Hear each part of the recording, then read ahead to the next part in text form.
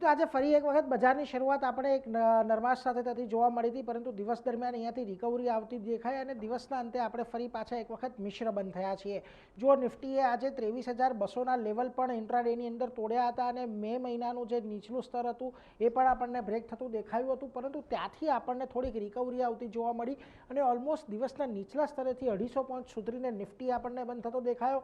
સેન્સેક્સમાં ઘટાડો રહ્યો, પરંતુ ત્યાં પણ તમને દિવસના નીચલા સ્તરેથી એક રિકવરી આવતી જોવા મળી, પરંતુ સૌથી સારી રિકવરી આજે તમને નિફ્ટી બેંકની અંદર જોવા મળી છે કે જ્યાં આગળ ઓલમોસ્ટ 1100 પોઈન્ટથી વધુ નીચલા સ્તરેથી આજે રિકવર થયો અને દિવસના અંતે 1% જેટલાની તેજી સાથે આપણને નિફ્ટી બેંક બંધ થતો જોવા મળ્યો છે. વેલ, મિડ કેપ અને સ્મોલ કેપ આમ તો ત્યાં પણ તમને લાલ નિશાનની અંદર જ ક્લોઝિંગ જોવા મળ્યું છે, પરંતુ અહીંયા પણ તમને દિવસના નીચલા સ્તરેથી એક સારી એવી રિકવરી આવતી દેખાય છે.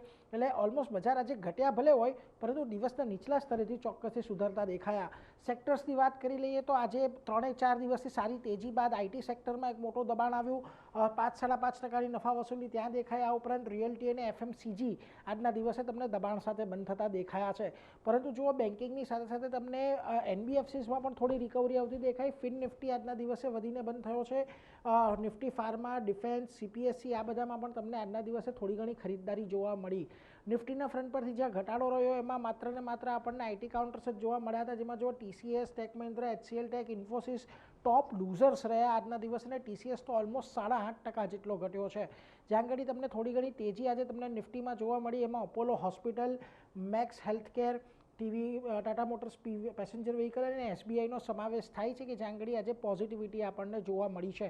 મિડકેપના ફ્રન્ટ પરથી પણ જ્યાં આગળ તમને ઘટાડાઓ તરફી કારોબાર જોવા મળ્યો, એમાં પણ મોટેભાગે આઈટી કાઉન્ટર્સ જ હતા. જુઓ, પર્સિસ્ટન્ટ, કોફોર્જ, કેપીઆઈટી, એમ્ફેસિસ આ બધાની અંદર તમને આજે વેચવાલી જોવા મળી, પરંતુ જ્યાં તેજી રહી એમાં વોડાફોન આઈડિયાનું કાઉન્ટર હતું, એક પોઝિટિવિટી સાથે બંધ થયું છે. આ ઉપરાંત તમને જી, વર્નોવા, એનએચપીસી અને મેનકાઇન જેવા કાઉન્ટર હતા કે જ્યાં ખરીદદારી જોવા મળી છે. હવે જુઓ, આજના દિવસે ભલે આપણે 23,200 તોડ્યા હોય, પરંતુ એને ત્યાંથી રિક્લેમ કરી લીધા છે, એટલે સપોર્ટ તો જળવાયેલો છે. પરંતુ ચિંતાની વાત અહીંયા એ છે કે છેલ્લા 4-5 ટ્રેડિંગ સેશનથી નિફ્ટીની અંદર તમને લોઅર હાઈ લોઅર લો બની રહ્યા છે, એટલે ખાસ કરીને અહીંયાથી ઘટાડાની તો એક અપેક્ષા છે, પરંતુ નિષ્ણાંતોનું કહેવું છે કે જ્યાં સુધી 23,200 23,100નું ઝોન ટકેલું છે ત્યાં સુધી કોઈ બહુ મોટા ઘટાડાની અહીંયાથી શક્યતા નથી.